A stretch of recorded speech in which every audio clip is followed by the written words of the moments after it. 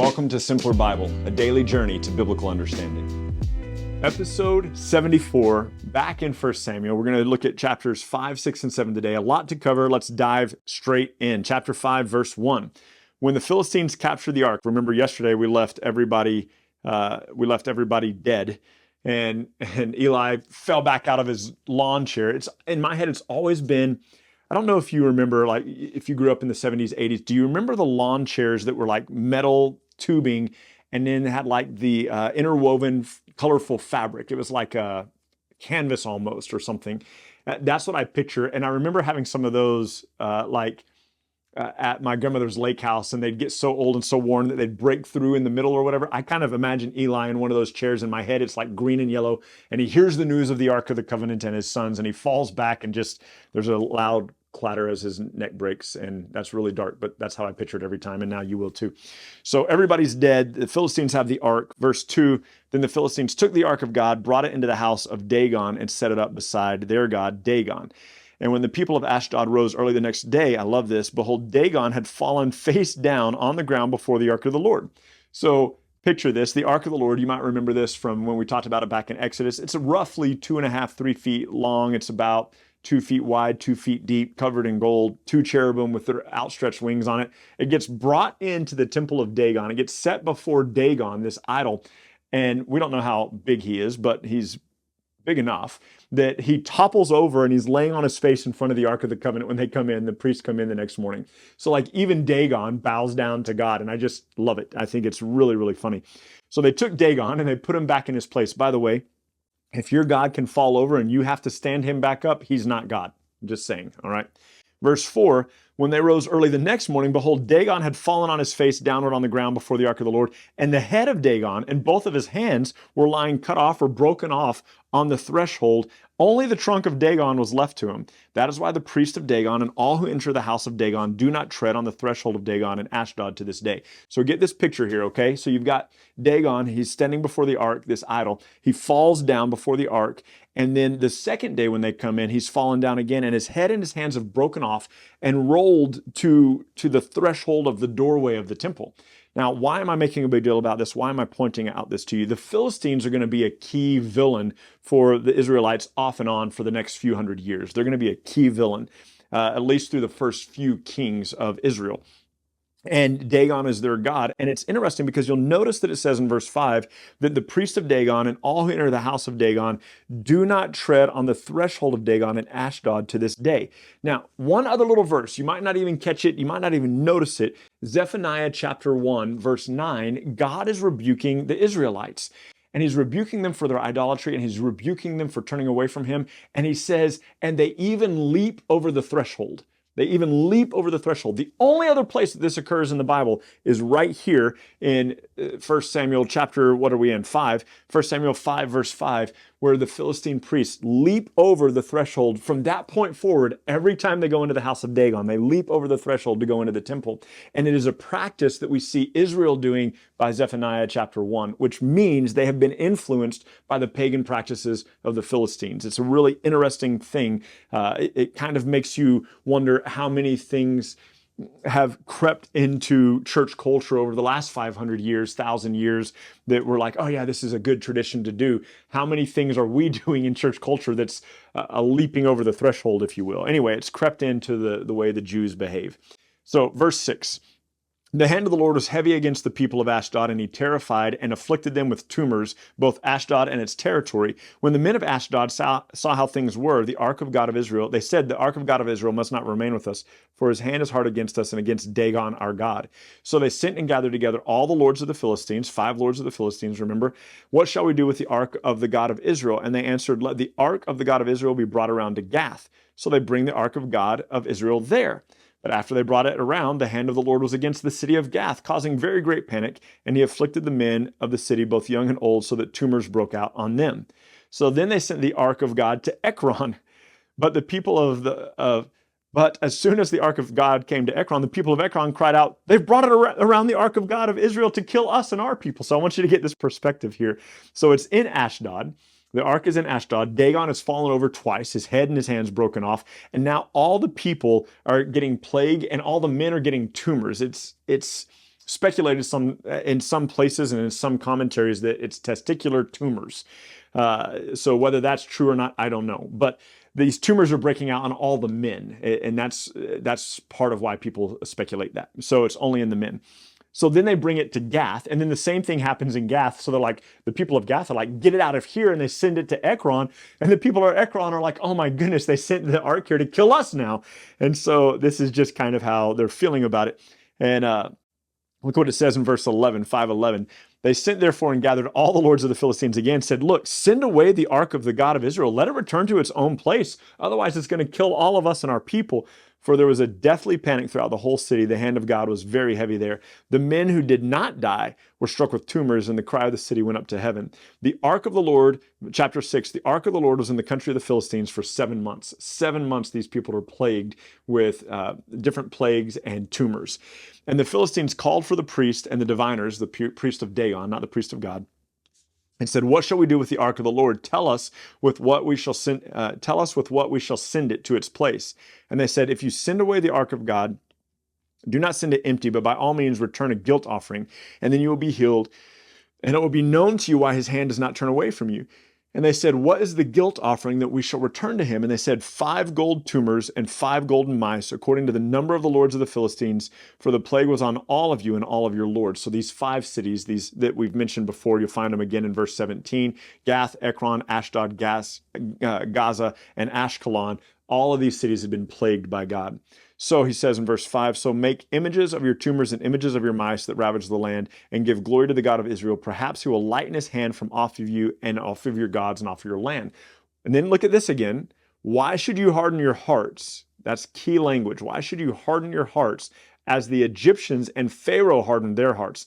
After he had dealt severely with them, did they not send the people away and they departed? So he's like, look, let's not make the same mistake that as the Philistines, let's not make the same mistake that the Egyptians made. Let's not harden our hearts against God. He's clearly sending plagues on us. Again, remember, that's 390 years earlier.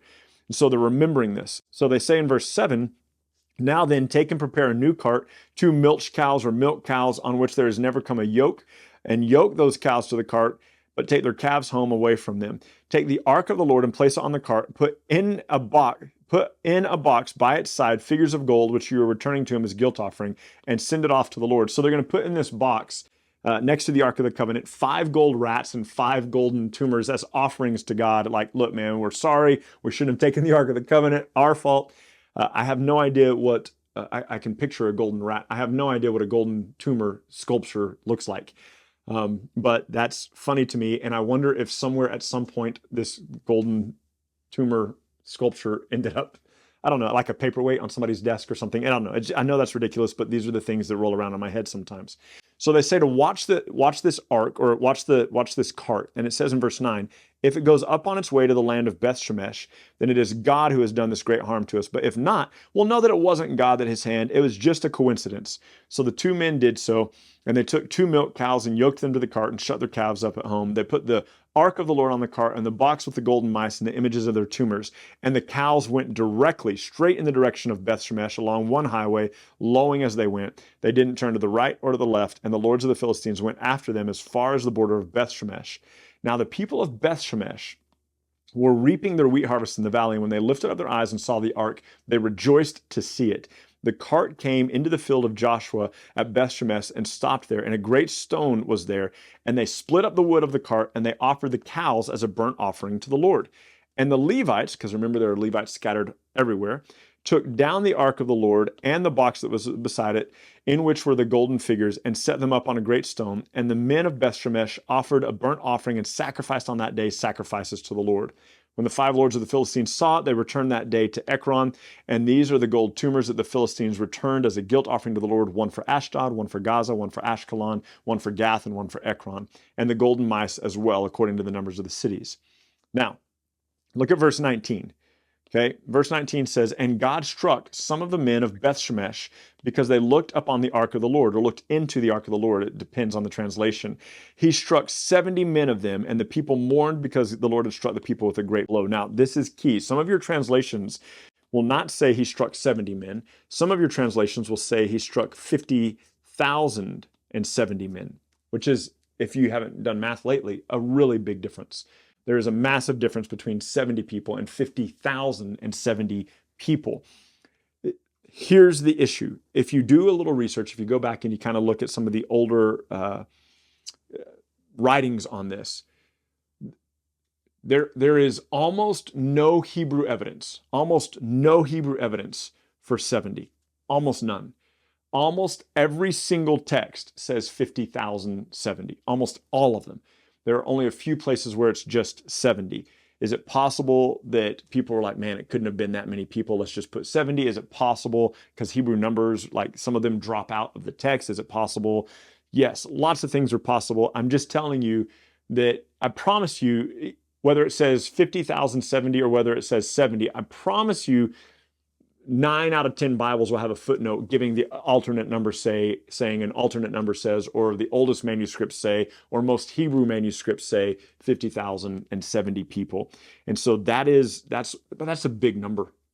It's a really big number. But Numbers 4:20 tells the people that you're not allowed to touch the Ark of the Covenant. You're not even allowed to look at it. Only the high priest was allowed to look at the Ark of the Covenant. And so remember that these people, the Israelite people, have been rebellious against God. They've turned away from God, and there's a lot of sin. And so whether it was 70 or 50,070, the point of God was made. And I think I lean towards the 50,070 because that's what most of the manuscripts would lean towards. So verse 20 says, then the men of Beth Shemesh said, who is able to stand before the Lord? This is holy God, and to whom shall he go up away from us? So they sent messengers to the inhabitants of Kiriath Jearim, and they said, the Philistines have returned the ark of the Lord, come down and take it. Chapter 7, verse 1. The men of Kiriath Jearim came and took up the ark of the Lord, brought it into the house of Abinadab on the hill, and they consecrated his son Eleazar to have charge of the ark of the Lord. From that day that the ark was lodged at Kiriath Jearim, a long time passed, some 20 years, and all of the house of Israel lamented after the Lord. So they don't bring it back to Shiloh. They don't bring it back to the tent of meeting. At this point, probably 50,000 people died. So they're just like, let's just drop it off at this guy's house. He's close by. We'll let that guy take care of it. We're done with it. We don't want to touch it anymore. Which kind of gives you a little bit of an indication of what the priests were like in these days. Like they weren't interested in getting it back either. It won't move for a long time. It'll end up moving when David moves it later, but we'll talk about that as we get into 2 Samuel.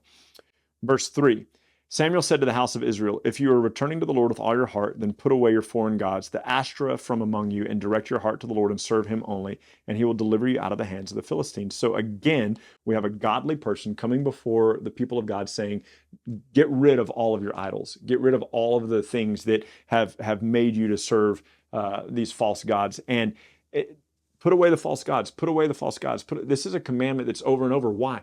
Because as we've pointed out over and over, these people were always about idolatry. They were always serving these false gods. Verse 4 says, so the people of Israel put away the Baals and the Ashtoreth, and they served the Lord only. That'll be just for a short period of time. And then Samuel said, go gather all of you at Mizpah, there's that is again, and I will pray to the Lord for you. So they gathered at Mizpah, and they drew water, and they poured it out before the Lord. They fasted on that day and said, we have sinned against the Lord. And Samuel judged the people of Israel at Mizpah. Now, when the Philistines heard that the people of Israel had gathered at Mizpah, the lords of the Philistines went up against Israel. Why they are wanting to still, like, they just got rid of the ark. They just got rid of all the plagues and all the tumors, and they're like, hey, let's go get Israel again. They're all gathered together in one place. When the people of Israel heard of it, they were afraid of the Philistines. And the people of Israel said to Samuel, do not cease to cry out to the Lord our God that he may save us from the hands of the Philistines. And Samuel faithfully prays for the people of Israel. In fact, in 1 Samuel 12:23, he'll say to the people of Israel on his way out of leadership, far be it from me that I would sin against the Lord by failing to pray for you. So Samuel was always praying for the people. Verse 9 says, Samuel took a nursing lamb and offered it as a whole burnt offering to the Lord. Samuel cried out to the Lord for Israel, and the Lord answered him. And Samuel was offering up the burnt offering of the Philistines as the Philistines drew near to attack. But the Lord thundered with a mighty sound that day against the Philistines and threw them into confusion, and they were routed before Israel. I want to make this note really quickly. God threw the Philistines into confusion. We will see this all over the Old Testament, and it is consistent with the people who are contrary to who God is. So either the enemies of the people of God, or when the Israelites themselves have turned to idolatry, God will throw them into confusion. Some people will read 1 Corinthians 14:33 that says God is not a God of confusion, but of peace. and they say, see, God doesn't cause confusion. God absolutely causes confusion. It's all over the Old Testament. He causes confusion to those who are his enemies, and he causes confusion to rebellious Israel who are serving idols. What 1 Corinthians 14 is talking about is the order of a church service.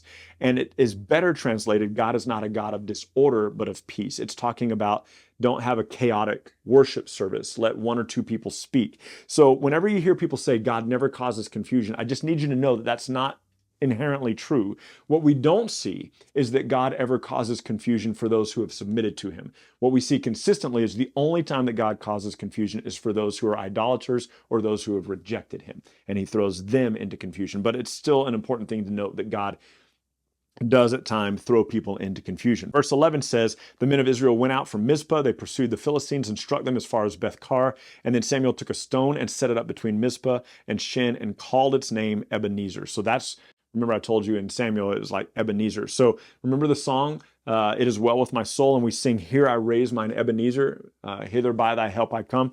So that's this is a stone that was set up, it was named Ebenezer, and it says, God is my help, and it means this far, to this place, God has helped us.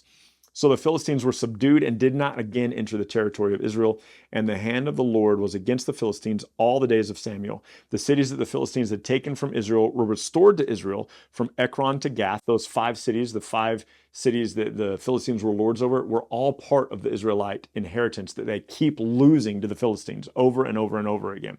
And Israel delivered their territory from the hand of the Philistines, and there was peace also between Israel and the Amorites. Samuel judged Israel all the days of his life. He's the last judge.